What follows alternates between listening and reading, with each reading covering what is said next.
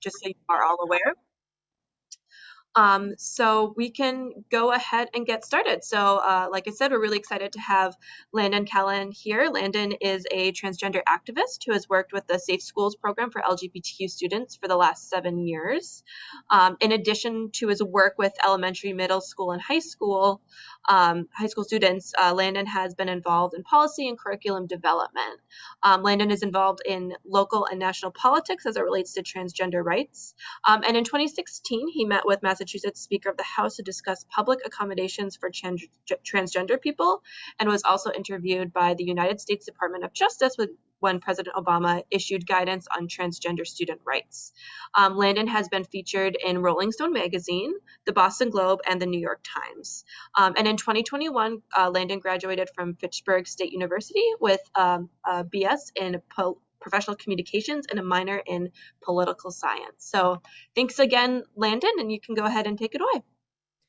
Thanks so much, Emma, and good afternoon, everyone. I'm really happy to be here. I've done some work with this program and this group before, and so I was really happy to be invited back to talk a little bit more about this topic, because it's something that is definitely really relevant to the work that you all do, and we can talk a little bit about some of those overlaps between special education and LGBTQ topics, because oftentimes those things are going hand in hand, especially when we talk about things like anti-bullying and suicide prevention and all of those sort of things. So a little bit about myself and the program that I work for. I've been doing this work since I was a junior in high school. I went to a vocational technical high school here in Massachusetts where I studied early elementary education. So I worked with toddlers, preschoolers, pre-K, and kindergarten students, as part of my vocational education. And I also did my senior year co-op internship with the Safe Schools program. So I was doing, trainings for school and faculty and working directly with students and their families, as well as working at the Department of Ed, doing more administrative stuff, working with the GSA Leadership Council. So I was able to do that my senior year of high school, and that sort of that connection has led me to continue doing this work with Jeff Parati, the director of the program, who people might be familiar with, who founded the program back in 1993. I also was the first student at my high school to publicly transition and need some of those accommodations around things like names, gender marker changes, questions around like bathrooms and locker rooms. And so, I say publicly transition because there definitely were students before me who were transgender, who maybe just were not out or, not asking for some of those accommodations. So my school didn't really know what those best practices were. And so through that experience, I've sort of used my own personal experience with this topic to help educate other people. So that's a little bit about, how I've been approaching this work as someone who has experience, directly with education, mostly with the younger students, as well as someone who has personal experience with this topic. A little bit about our program. We are a joint initiative between the Department of Elementary and Secondary Education and also the Massachusetts Commission on LGBTQ Youth. So the commission works with a variety of state agencies around supporting young people. So basically any state-funded agency that works with young people is working with LGBTQ young people. So the commission really can help provide them with resources to better support those folks. So that's really where we get our funding from. We're the only state in the country to have a program like this from the Department of Ed. Other states have like anti-bullying initiatives or social emotional learning initiatives. We're actually the only state to have a dedicated program to supporting this population of students. And so really the benefit of having the support from the department is that we're a completely free resource to all of you. We can go into any public school or organization that works with schools really to provide free training, technical assistance, and also help develop policy and curriculum to support school administrators, staff, faculty, and also other organizations that work with students as it relates to gender identity, sexual orientation, school climate, mental health, all of these things. So a majority of what we do is provide trainings and technical assistance. So if people have a specific student or young person that really needs some additional support that is a little bit more individualized than just a generic sort of training on this, we can offer support as well as connecting parents to other parents, you know, different resources across the state as it relates to like mental health, transition resources, support groups, all of those sort of things. So we're a completely free resource. So if after our time together today, you still have questions or want additional support, I can give my contact info, and we'll send out links to request training and technical assistance further down the line. The last piece of what our program does is we manage the Massachusetts GSA Leadership Council for middle and high school student leaders and their advisors. So lots of schools across the state have gender sexuality alliances or gay straight alliances, other clubs for LGBT students to really offer each other support. And so the Leadership Council connects GSAs with other GSAs in the same region. So, I live in the southeastern part of the state. So all of the schools in the southeastern region will get together at a central location, usually, at one of the high schools. And the students will do student-led, adult-supported programming and activities and workshops related to this topic. And the adult advisors can get together and discuss what's going on their side of things. And so it's not only a great way for students who are part of marginalized identities to build community and make friends and have that social piece, but it's also a great way to encourage students to be in leadership positions.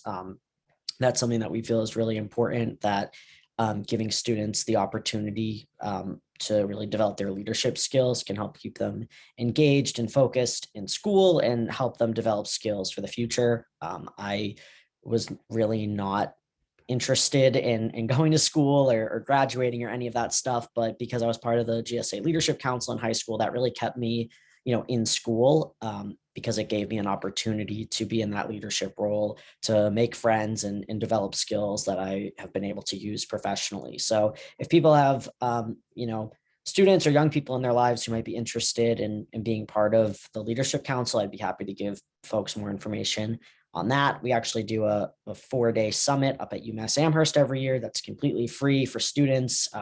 Those applications will be available in the next couple of months, I think by April. And so it's a great opportunity for students to really get together and connect and form that community. So that's a little bit of background on the program that we work for. We've, like I said, have been around since 1993. And so we've been around for a while, and I would say for the last 5 or 10 years, most of our work is around supporting transgender students. And someone had a question around involvement with DCF. We have done work with DCF in the past, because that is a question that comes up a lot around parent rights and student rights. And it can be even more complicated when you have students who are in foster care, or maybe the bio parents have some involvement while foster parents are also involved. And so we do have the ability to work with DCF as well as the commission, them working with state agencies. We can provide free services to DCF as well. I know I've done a couple of trainings in the past few years for foster parents and other social workers that work with DCF. So during our time together, the first thing I sort of want to go over is just what some of these terms mean. It's not really about like memorizing all of these definitions. Language is constantly evolving. There might be young people identifying their gender or their sexuality in ways that might be new for you, and that's totally fine. Like I said, it's always changing. Really just to get people on the same page as far as what these words mean. LGBT, we sort of lump that all together. So people have questions around what's the difference between being transgender and gay, or what's the difference between someone who is maybe gender nonconforming, a boy who's more feminine or a girl who's more masculine versus someone who's trans, at what age do people know this about themselves? So really just getting people on the same page as far as language is sort of the first thing that I want to go over. And also to understand some of the experiences of LGBTQ students and their families. I'll share a little bit about my experience, in understanding my own gender identity and what that looked like for me, especially as it related to things like mental health and my experiences, with special education and disability. And then the second half of our time together, going over some of the policy guidance and the best practices as it relates to supporting LGBTQ students, families, and also just people in schools, and identifying some of the best practices for addressing bias-based bullying. And the overarching theme of all of this is to be aware of the factors that promote resilience and positive outcomes for LGBTQ students. So often when we're having these conversations, we're talking about things like suicide, substance abuse, mental health issues, bullying, a lot of these negative outcomes that, unfortunately do disproportionately impact LGBTQ young people, specifically transgender young people. Our sort of philosophy of approaching this work is through the lens of positive psychology. So that's shining a light on the bright spots. What does it look like when it goes well? And how do you create more of that? And also approaching this work from this idea of the growth mindset that practice makes practice, that, people don't know what they don't know, and that everyone sort of needs to start somewhere, and that, you can use mistakes as an opportunity to learn and grow, and to model that for young people, that, mistakes are inevitable. You might mess up a name or a pronoun. You might not know how to answer a question or how to handle a situation.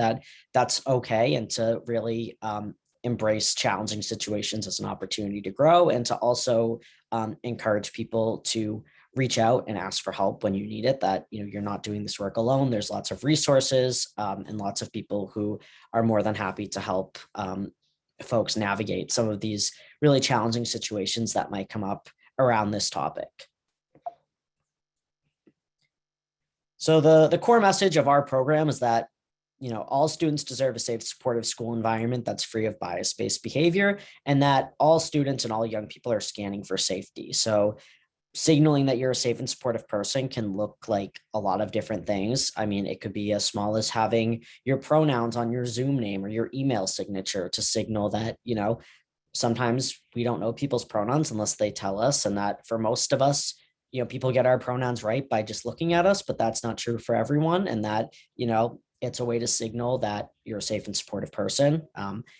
Having pride flags or safe zone stickers in people's offices or classrooms, or mentioning these things in the curriculum, interrupting if a student or a young person makes a homophobic or a transphobic comment.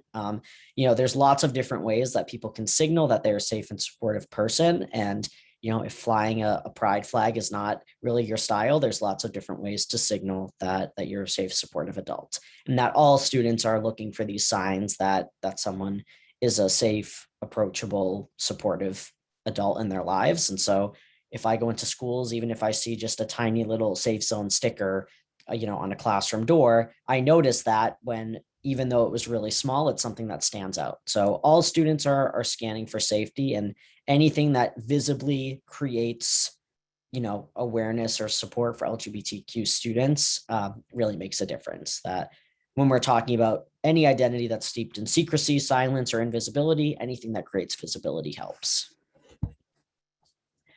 Also, to sort of keep in mind that students are not just one piece of their identity, that, even if a young person is transgender, that's not the only part of who they are, that there's lots of different components that make up who someone is. And if people are holding multiple marginalized identities, they might face certain unique challenges. So particularly when we're talking about students who have disabilities and also are LGBT, you're dealing with both of those things compounding on each other.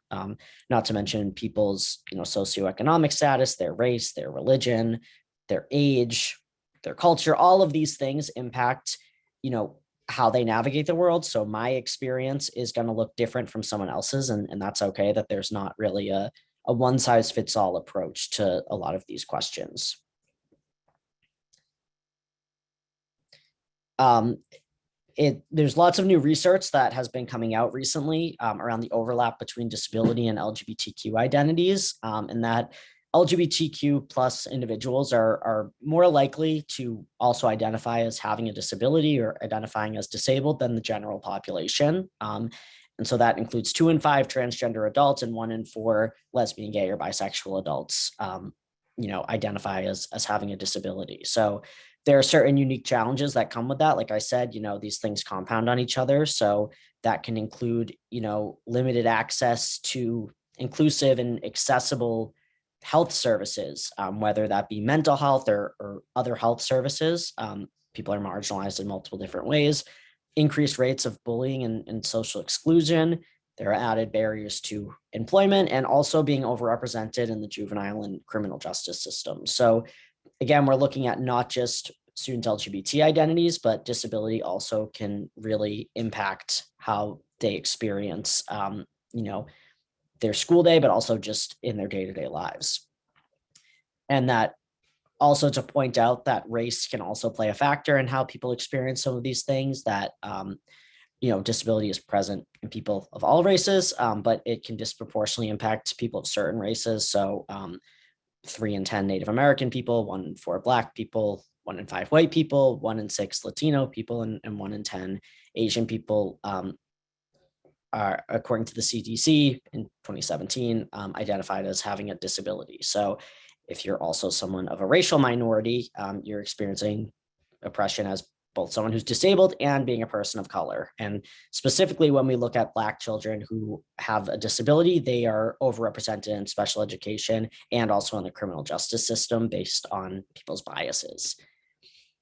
And a lot of really new research, all of this is fairly recent, has been really interesting around the overlap between autism and LGBT identities, that at least 70% of autistic individuals are LGBTQ, that there's a statistically significant overlap between the transgender community and the autistic community, and that autism looks like lots of different things, that, it's not just a boy's disorder, it's not just, a white person's disorder. It's not a linear spectrum, that people need specific support in different areas. And so, particularly when we're talking about students who are transgender and on the autism spectrum, when we're talking about things like bullying and social exclusion, those young people might need some extra support around developing relationships and friendships, and dealing with bullying or other issues that might come up in schools. So I want to spend a few minutes just sort of going over some of these terms now that we've sort of established that, people have lots of different aspects of themselves that work together to help inform their understanding and their expression of who they are. And so when we're talking about LGBTQ identities, when we're talking about transgender, we're talking about a couple different things. We're talking about someone's assigned sex at birth, their gender identity, their gender expression, and their sexual orientation. And so we tend to use sex and gender interchangeably in our culture. And then when we say that they're different things, people kind of get confused. And so I want to start by defining what someone's assigned sex at birth is, because that's the only one of these sort of continuums that is an assignment made at or before birth that people don't necessarily choose. And it is something that is biological. So someone's assigned sex includes their primary and secondary sexual characteristics, so their genitals and also those things that come with the onset of puberty, as well as someone's hormones and chromosomes, their genes, their genetics, right? All of these things that impact someone's biology. We tend to think of that in a very binary way, that there's male, female, XX and XY chromosomes, estrogen, testosterone, and penis, vagina. And in reality, there's a lot of variation that can happen because, like I said, sex assigned at birth is made up of all of these components. And so people might be familiar with the term hermaphrodite. That refers to someone with 2 fully formed sets of reproductive organs. It's actually not possible in humans. There are certain animals and fish and insects and other species that can be hermaphrodites, but people can have an intersex condition. So that just means that they don't fall into those frameworks of what we would consider being fully male or fully female. So someone could be born with ambiguous genitalia. Oftentimes, it's not something that's visibly apparent at birth. Intersex conditions can include differences in hormones, maybe having someone going through puberty that isn't what we would typically associate with how they were assigned at birth. Maybe a boy developing breast tissue or a girl developing facial hair. They might find out that they have an intersex condition that results in their hormone levels being different than what we expected. It also could be chromosomal. Maybe people don't know that they have an intersex condition until they get genetic testing done, maybe around problems with fertility or something, and realizing that they actually have 2 X chromosomes and a Y chromosome. There's actually 6 different variations of chromosomes that people can have. And so it's really, all of these are on a spectrum. And so about 1 in 100 people have an intersex condition. It's about as common as having red hair. So if you know someone with red hair, you probably know someone who has an intersex condition, and that just was not information that was relevant to you. Being intersex doesn't necessarily make someone LGBT or transgender. It's, it refers to a medical condition. The reason that I mention that is to say that we have no idea really what's underneath people's clothes or what people's hormones are or what their chromosomes are. And really, that's no one's business unless that person chooses to share that information. What most people are concerned with is someone's gender identity. So how someone thinks or feels about themselves. And so for most people, their gender identity is consistent with their sex assigned at birth. Someone is assigned male and their gender identity is being a boy or a man. For a transgender person, that just means that those two things don't line up. So when I tell people that I'm a transgender man or a transgender guy, sometimes people think, oh, are you transitioning to female? No, my gender identity is male, so I'm a transgender man. A transgender woman would be someone who was assigned male at birth, whose gender identity is female. Non-binary might be a new word for folks. That really just means that those words, those categories of boy and girl, man or woman, don't work for that person. So when someone's saying they're non-binary, they're really telling you more what they're not versus what they are. So if someone comes out to you as non-binary, you can always ask, what does that mean to you and how can I best support you? Because if you ask 100 non-binary people what that means to them, you'll probably get 100 different answers. So transition might look different for folks who identify as non-binary. For me, when I transitioned, I went from using the girls' bathroom to the boys' bathroom. I went from using she pronouns to he, a girl name to a boy name, where for non-binary people, it might not be such a binary switch, that they might not want to use gendered pronouns. They might want to use a singular they, them, and their pronoun to be referred to as, which I want to sort of highlight that that's new for people. It's a little awkward. It's kind of uncomfortable. You'll most definitely make mistakes because it is something that's new. We use they and them as singular pronouns all the time, but when we have to do that intentionally, it can be really tricky, especially if you've known someone previously. Again, using mistakes as an opportunity to learn that it's okay to make a mistake, to just correct yourself and move on. You don't even really have to apologize. You could just say she, oh, I mean them, and then just moving on. Just correcting yourself and making that effort is really what young people are looking for. And the more time you spend doing something, the easier it is. Like I said, non-binary can look like lots of different things. People might use words like gender fluid, gender queer, agender. There's lots of different terms people use to describe their gender identity. And if you don't know what a word someone's using to describe their identity is, it's totally okay to look it up. The internet's a great resource. But also if someone is, coming out to you in a private conversation, maybe not in front of a whole group of people, to say, thank you for telling me. Do you mind what that means to you and how can I support you? It's okay to ask those questions that, most of the time people are more than happy to help explain and develop an understanding of who they are. So that's gender identity. And so at what age do people think a young person is meaningfully aware of their gender identity? Not just, gravitating towards traditionally boy or girl activities or toys or colors, but has a real sense of their gender. If people want to put in the chat any guesses at around what age do people know this?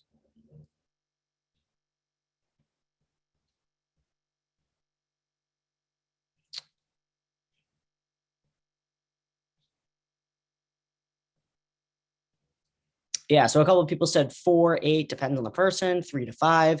And so, yeah, I mean, most people are saying around 4, and that's really where the American Psychological Association puts it. Again, it is different for everyone, right? But in general, most people by the age of 4 have an established sense of their gender identity, often as early as age 1 or 2.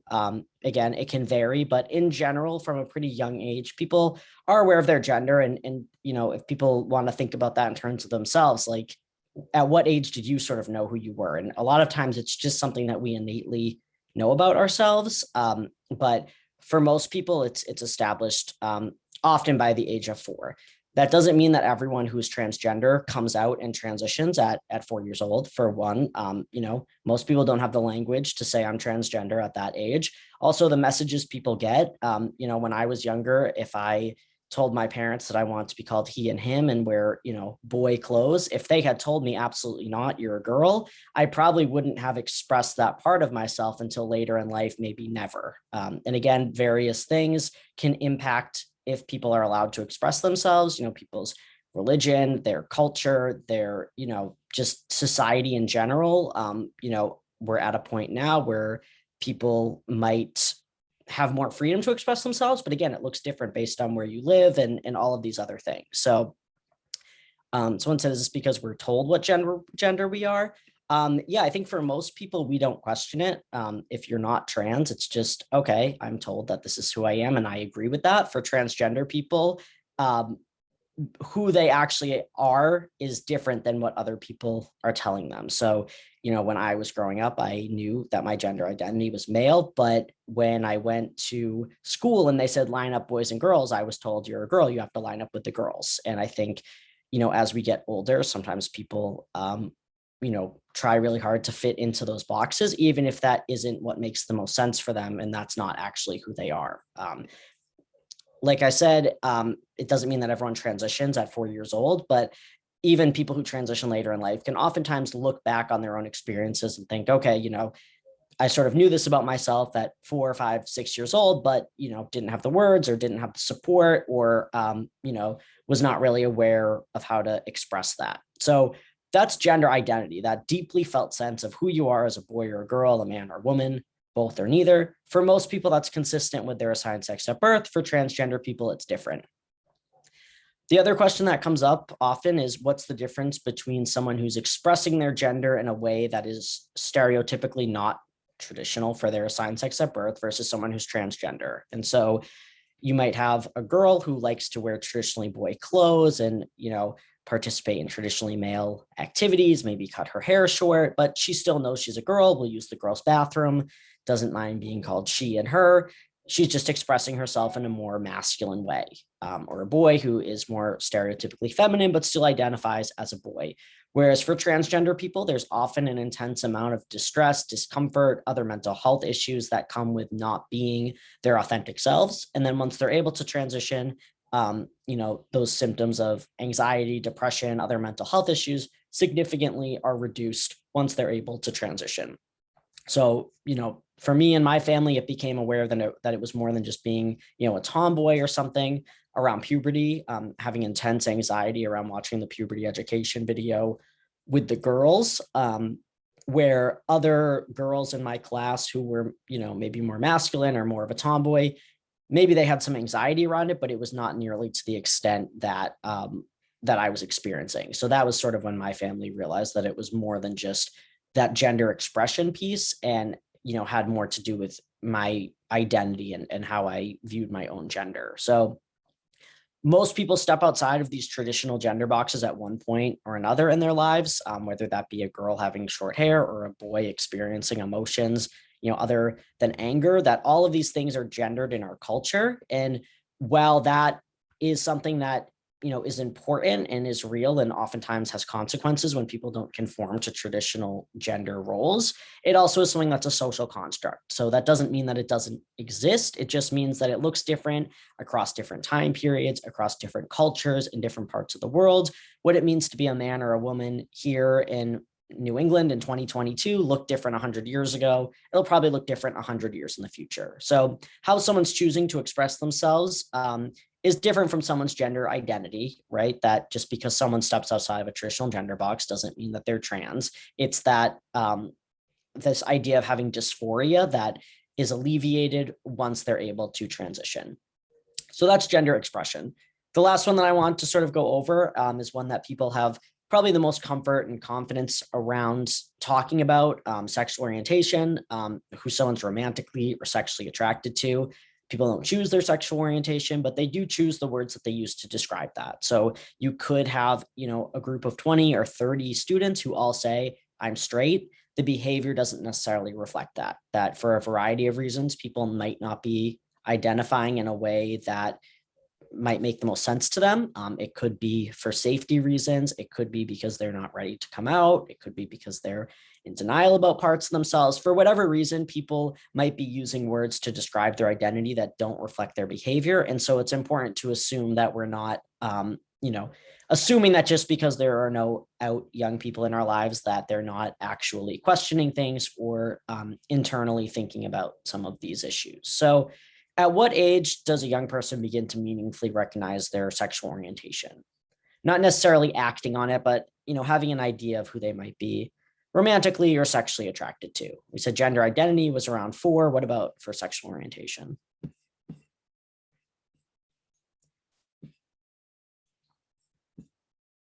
If people want to guess in the chat.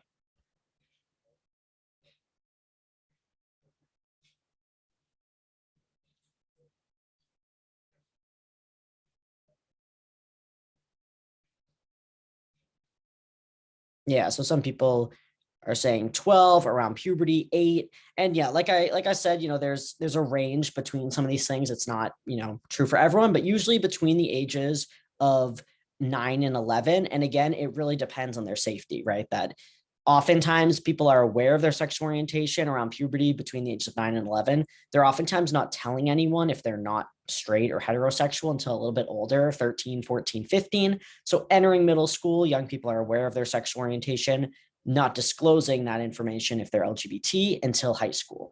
Again, it looks different based on the amount of support someone has and the level of safety that for some people, they are not able to come out due to safety concerns. Especially for young people, if they don't have supportive families, that's really the number one factor that contributes to a young person's well-being. And so if they're not safe at home, they're oftentimes not going to be sharing this information, or they'll be sharing this information with, a very small group of people. And so respecting people's confidentiality is really important. But just to be aware that, upper elementary school going into middle school, young people are aware of who they're attracted to. Again, not necessarily acting on it, but thinking about these things and oftentimes not telling people until the beginning of high school. And there was a really great question in the chat around when people use multiple sets of pronouns. So someone might say, I use he and they pronouns or he/they pronouns. And yeah, that could be an indication that someone identifies as non-binary. Oftentimes when people say that they use multiple sets of pronouns, they're saying that you can use either or, you can use them interchangeably. But it's also okay to ask, do you have a preference, which one? I know some non-binary people who say, I have one friend who says I use she, they pronouns because I work in a restaurant. And so when I'm waiting on tables, people are going to use she for me because that's, how I present. But I prefer if people use they, I'm just not going to have that conversation with everyone that I interact with at the restaurant. So in that situation, I will use they for that person, even though they're not uncomfortable using she. Well, some people say, I don't have a preference. You can use either, whichever one, you prefer, or switch them up. So lots of young people or just people in general want to use multiple sets of pronouns. And that is a question that comes up a lot. So I would say use either of them, mix them up, or just ask, do you have a preference of which one you would prefer me to use? Or if in different contexts, someone might say, I want to use they with my group of friends and people I'm close with, but she maybe with my family because they're not supportive or they don't understand or something like that. So that's a great question around pronouns. And it's okay to say, hey, do you mind letting me know what pronouns you use? Or if you don't want to put anyone on the spot, to just introduce yourself with your own pronouns and sort of open up that conversation. When I'm doing trainings or meeting with students, I'll just say, my name's Landon, I use he and him pronouns. If you're comfortable sharing, let me know which ones you use. So you don't want to be putting people on the spot just because maybe they are presenting in a way that you don't know what pronouns they use. You can also say in private, hey, do you mind just reminding me what pronouns you use so that, we can have a conversation or whatever it is, that it's okay to ask. You just might not want to put people on the spot in a large group. But by offering your own pronouns, that can sort of extend the invitation for other people to do the same. So we have about 20 or so minutes left, and I want to sort of go over what these best practices are in schools, but also just in general. A lot of these can be extended to just having respectful interactions with people who are LGBT, particularly transgender. So in the student anti-discrimination law, this isn't just for students, it actually is for education, employment, and housing. Gender identity was added in 2011 because a compelling case had been made that this was a group of people who have been mistreated, in some cases maltreated, on the basis of their gender identity. And so it was actually put specifically after sex and not just, at the end of this list to differentiate. Not only can you not discriminate against someone based on their biological sex or their assigned sex at birth, but also on the basis of their gender identity to explicitly include transgender people in this conversation. So when schools ask, what does the law say?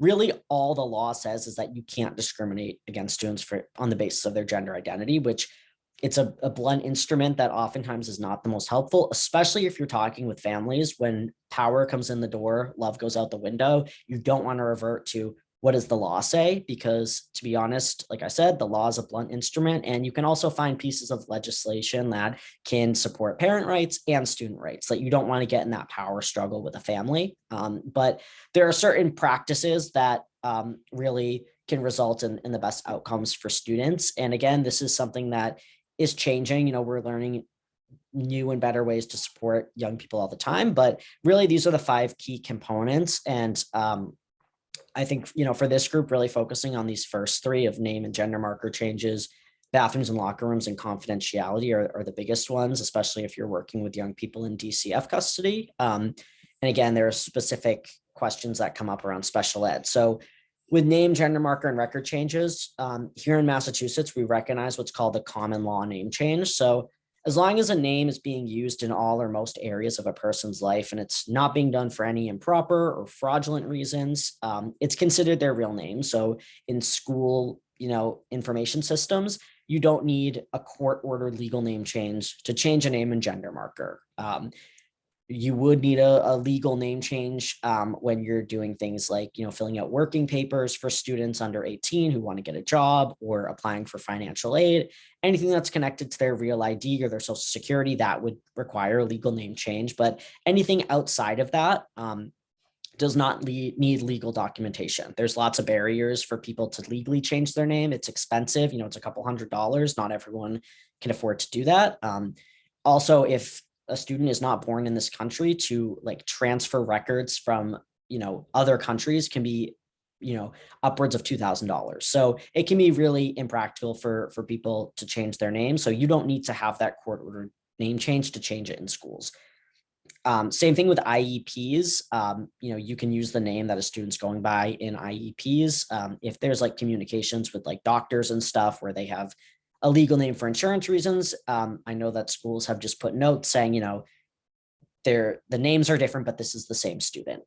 It gets really complicated when you have a student saying, I want to be called this name and these pronouns and, have this as my gender marker, and I don't want my family to know, or my foster family is not supportive, but my bio family is, or my bio family is supportive, but my foster family isn't. And that's really when it's important to develop a relationship with the guardians and the adults in that young person's life.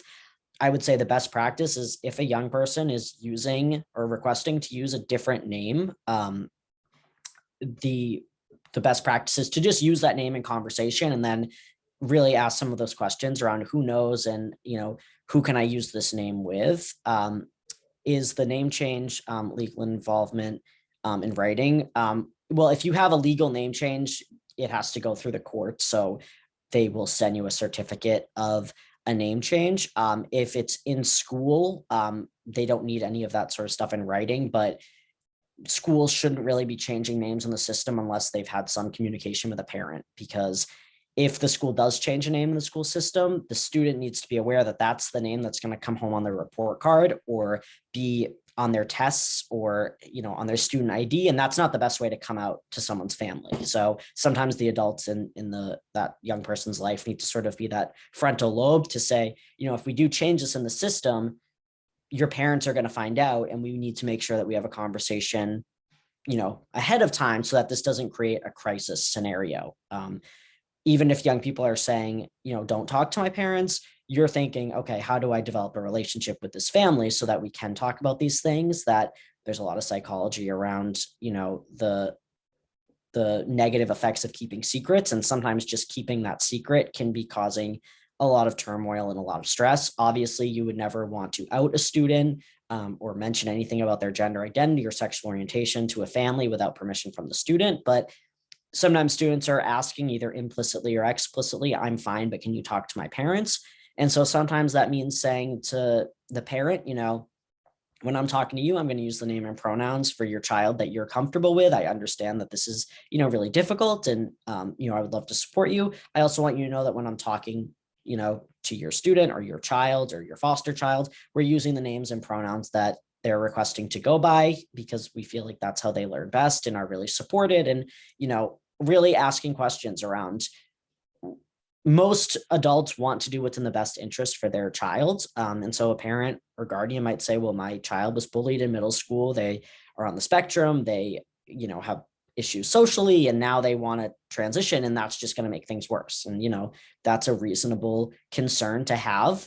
It's also not a reason to not support someone's identity. So sometimes having a conversation around, the more support a young person has at home, the less likely they are to be bullied. And that, there are lots of students who are figuring out who they are and are using different names. And some students are changing their names multiple times in a school year. And that can be really frustrating for the adults, to be honest, of like, can you just pick one name? But really respecting that students, especially at that middle school level, are all just figuring out who they are. And it doesn't necessarily mean it's a phase or anything, but it can be a process and a journey for students, and to really meet them where they're at. So in conversation with people, use the name and pronouns they want to go by, and then ask, does anyone else know that you're using this name? And can I tell anyone else? Or to say, do you mind if I have a conversation with someone at home? A young person might say, you can talk to my bio family, but not my foster family. Or you can talk to my mom, but don't talk to my dad because he's not as supportive. You're really figuring out that the level of safety that they have, the level of support. And, it's all about a continuum of acceptance, that you're probably not going to move a parent or a guardian from being rejecting to marching in a pride parade, but to move them from being rejecting to a little bit more accepting. The benefits are enormous when we're talking about reduction in things like depression, anxiety, suicidal ideation. Any amount of support can make a huge difference. With bathrooms and locker rooms, and also with like overnight accommodations and housing, in schools, all students have the option to use the bathroom that is consistent with their gender identity, or a gender neutral bathroom. We're not directing anyone to gender neutral bathrooms based on other people's comfort. Discomfort often accompanies learning new things. People were uncomfortable when women got the right to vote, or when same-sex couples got married, or interracial couples got married and had kids. All of these things often, accompany discomfort, but that's not a reason to treat people inequitably. And that if someone says, I don't feel comfortable using a bathroom with a transgender person, you can say, well, if you're uncomfortable in a bathroom for whatever reason, you can also use a single stall gender neutral bathroom. And to have the language that, there's a process in place. Not any boy can say he's a girl and go in a girl's room, that the school has a responsibility to make sure this is being done for the right reasons. In my almost decade of doing this work, I've never encountered a student pretend to be transgender to go in the wrong bathroom. It really doesn't happen. But to have that language of like, no, it's not a free for all, there's a process. And also that there are still rules. If anything inappropriate happens in a bathroom, that will be dealt with. Just because someone's trans doesn't mean that they can go in a bathroom or a locker room and do whatever they want. There's still rules in place. Safety and privacy are still our number one concern, that all students deserve to be able to use a bathroom free of anxiety or fear for their safety. The main concern is that students are using bathrooms. Most transgender young people, if you ask them where they use a bathroom, they say that they don't, that they are getting urinary tract infections, eating disorders, other health issues that come from, avoiding bathrooms in schools. And so for students to have options of where they're using bathrooms, that a student might say that they want to use a gender neutral bathroom, and that's totally fine. But to let that student know that if they change their mind and would like to use a multi-stall gendered bathroom, to just let an adult know, so that if there are instances of bullying or harassment or any questions that come up, someone is sort of kept in the loop. That when we think about bullying and mistreatment and harassment, all students tend to have heightened anxiety in places like bathrooms, locker rooms, the hallways, the bus, any of those unmonitored spaces. And so really just making sure that students have equal access to these facilities. Same thing with locker rooms. Also just ensuring that there's privacy, that obviously schools can't reconstruct their whole buildings, but having, bathroom stalls in locker rooms that people can change in, putting up a curtain or something, just to add an added layer of privacy. That, again, this benefits all students, that the gender neutral bathrooms are not the transgender bathrooms. They're just a bathroom and everyone has access to that. And, most schools find that it benefits all students. And so, like I said, people have the ability to use the restroom consistent with their gender identity or a gender neutral space. and to, have adults be in the loop of where young people are using the bathroom so that they can address any bullying or harassment that may come up. The last big one that I feel like is relevant to this group is around confidentiality. What you know about someone's gender identity or their sexual orientation, you're really treating that as a medical diagnosis unless you have the explicit permission to share that information. And just because you have permission to share that information with a certain person or a certain group of people doesn't mean you have permission to share that with everyone. If I tell someone that I'm trans, I'm consenting to telling that person, not to have that person tell everyone else. So if a student does come out to you, to be able to say, thank you for telling me, does anyone else know? And would you like me to share this information with anyone else?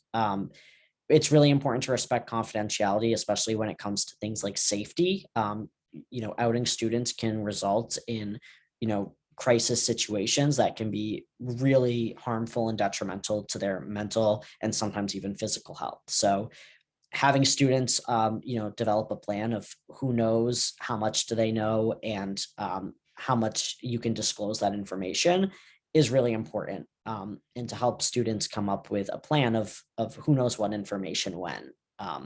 Really respecting students' wishes that they might be coming out to you because they want help coming out to other people. They also might just be coming out to you because you're a safe and supportive adult and they don't want to share that information with anyone else, and to really respect that student's journey, that you're not sharing that information without their permission. The other issue that comes up around confidentiality, two things. One is that if someone transitions, there's a level of like other people knowing, right? Because you change your name, you change your pronouns, maybe how you look. And so someone might say, what's going on with that ninth grader? I thought that she was a girl last year and now she's a boy. To say, just like I won't talk about another family's child with you or another student with you, just like I wouldn't talk about you with another family, I'm not going to talk about another family's child with you. If you want to know more about how we're supporting our transgender and non-binary students or young people, I'd be happy to share that info.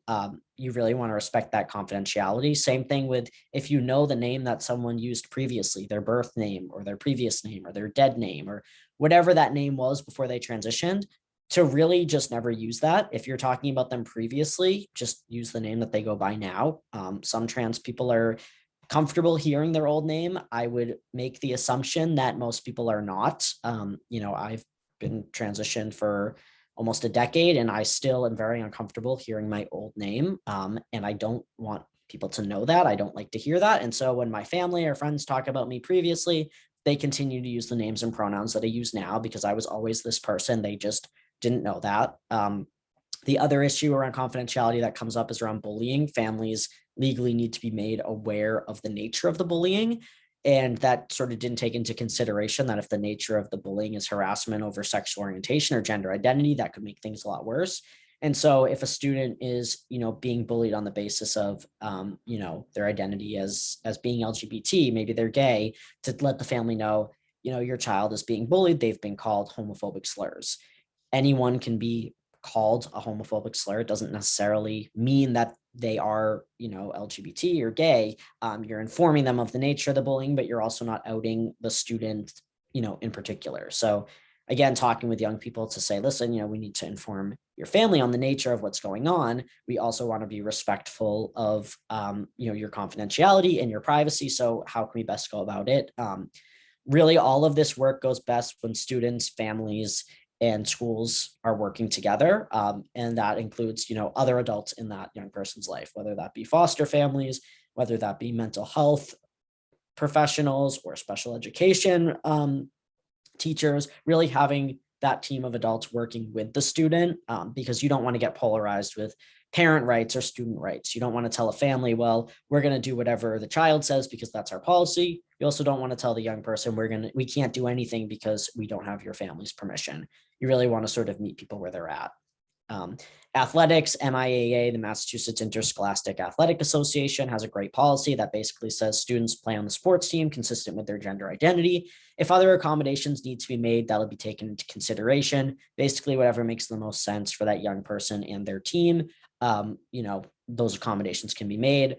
Athletics are very gendered in our culture. And so, really encouraging young people who might be stepping outside of these gender boxes or who are transgender to continue to participate in sports is really the bottom line from MIAA. And the last one is just gender practices in general. Housing people based on gender, separating certain lessons, especially around health and sex ed, on gender, or having graduation gown colors that are separated by gender at the elementary school level, lining up boys and girls, or having pink and blue cubbies. Really, it's about what are these gendered practices, and if there's not a thoughtful, intentional reason behind that, how can we rethink that? Because sometimes there is an intentional reason behind some of these things, that maybe a high school has a girls in STEM club or something, that, sexism still exists. There still should be spaces for girls and young women to, have their own communities, and have safe spaces. At the same time, there's lots of gendered practices that don't serve an intentional, thoughtful purpose. And so if there are gendered practices that do have thoughtful purposes, are there other accommodations that could be made to be more inclusive? And are there alternate, activities that are more inclusive to students who have gender identities that are not in those binaries, especially when we're doing things like lining people up, boys and girls. I would just line up with the boys. I transition. People don't necessarily know that I'm trans unless I tell them, but there's still that thought of, who knows I'm trans? How much do they know? And am I safe? And you never want to be forcing a thought of safety into a young person's head when it's, really unnecessary. A lot of those gendered practices just go back to tradition, or, that's just the way that it's easiest. And so how can we rethink some of those to be more inclusive? So the Guidance on Gender Identity is a document that I can send out to folks as a resource. It's about like 14 or 15 pages long, but it's not just a whole bunch of like legal jargon. It has a lot of good examples. And if people have additional questions that maybe are more nuanced, because a lot of this stuff is a lot of gray area to navigate, our program can be a resource to that. And so someone asked, where do the non-binary students go in the lineup in elementary schools too? That's like a good reason to not do that, right? That if you say line up boys and girls and you have a student who says, well, I'm not a boy or a girl, where do I go? Then it's a good idea to rethink that practice, that you can line up with, did you bring lunch today, or do you buy lunch? Do you walk home from school, or do you take the bus? Or other questions to divide the class in half. And yeah, the Guidance on Gender Identity can also be a good resource for families to be aware of. Like when I transitioned, my school really, to be honest, did not follow this guidance at all. They didn't want me to use any gendered bathrooms at all. They didn't want me to, once I legally changed my name, they still didn't change it. And so if my family had been aware of this guidance, that could have made a big difference. Someone had asked resources that might be available to us as we transition students out of school supports. Do you mean like out of school in general, like post-graduation? Because there definitely are a lot of support groups in the area around transitioning out of high school. I know things like applying to colleges can be complicated when students haven't had a legal name change. I will say that things like the College Board and other resources to help students apply to colleges oftentimes do have a space for preferred names. And I would say most universities have dealt with, students having name changes. It does require a level of sort of coming out to a university, which might be uncomfortable for students. But yeah, there's definitely, I can send some resources for students transitioning out of school supports, because, for a lot of students, school is where they're getting the most support and the most resources that are available to them for free. And then once they're out of school, they're sort of on their own, especially students who might be in DCF custody. And now we're just expected to just transition into adulthood without a lot of support. And so we definitely can provide some resources for that around helping people, either apply for jobs or apply for colleges, scholarships, those sort of things. I will send Emma a link with all of these resources that can be sent out. So we have a couple minutes left, so I want to pull back up really quickly this idea of stop it, name it, claim it, to address anti-bullying. And so if you overhear someone saying a homophobic or a transphobic comment or remark, to be able to stop it, to say, hey, knock it off, I don't want to hear that, stop that. To name it with elementary school students, to be able to say that's mean, that's hurtful, that's not nice. Or with older kids, I would say anything anyone above the age of 10 or 11 can be able to handle, saying, stop, that's homophobic, that's transphobic, that's racist, sexist, whatever it is, to name the behavior.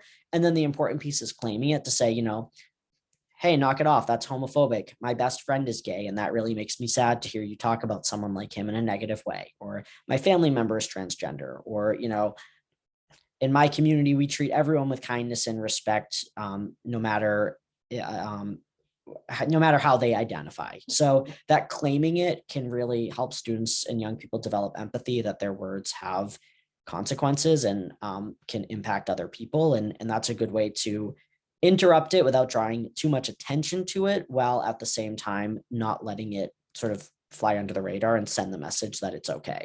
So I want to pull back up my contact info for people, as well as I can put that in the chat. And so if people have other questions in the last couple of minutes, I would love to hang around, but I also want to respect people's time. So I want to thank Emma and everyone for being here and for organizing this, and for people for participating. I know over Zoom, it's asking a lot for people to participate and type things in. So I really appreciate everyone's questions. And yeah, we can definitely offer support around college and navigating into that working or professional life, especially students who might not have a lot of support in future planning. So yeah, thanks everyone. And if people have questions, I will put my email address in the chat. Like I said, we're a totally free resource. So even if it's just like, hey, what does this word mean? We didn't, go over that during the presentation. Feel free to send me an email or contact our program. We have forms that can be filled out that I can send out as well to request training or technical assistance. So I just put my email in the chat. And thanks, Emma. You mentioned middle school and high school GSA opportunities for leadership. Is there anything for elementary school students?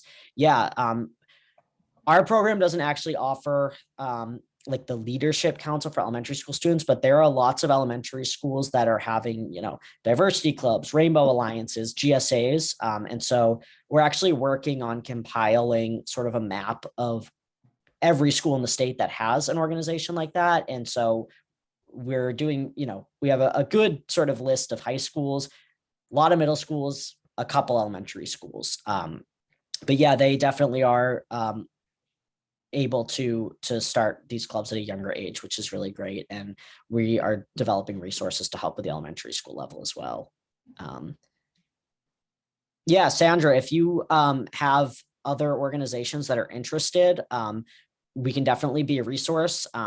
If you want to put in a request form, the Safe Schools program can let you know if that's something that we can offer. And if not, there are other organizations that do similar trainings, or I can be contracted to do some of this work separately. But yeah, no, for sure, reach out, because, I've been able to do trainings for things like the Boys and Girls Club and other organizations that aren't necessarily schools, but we're still able to provide free trainings for. So I can't answer, specifically if that organization would be able to access these resources for free, but I definitely encourage you to reach out and put in a request, and someone will get back to you shortly.